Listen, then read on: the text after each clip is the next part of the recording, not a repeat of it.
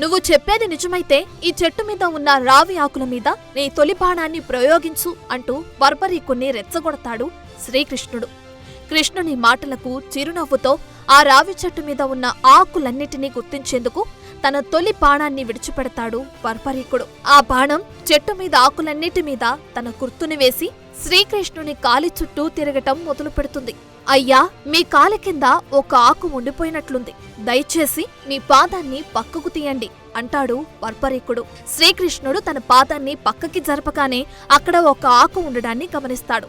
ఆ దెబ్బతో బర్బరీకుని ప్రతిభ పట్ల ఉన్న అనుమానాలన్నీ తీరిపోతాయి కృష్ణునికి. అతను కనుక యుద్ధరంగంలో ఉంటే ఏమన్నా ఉందా అనుకుంటాడు.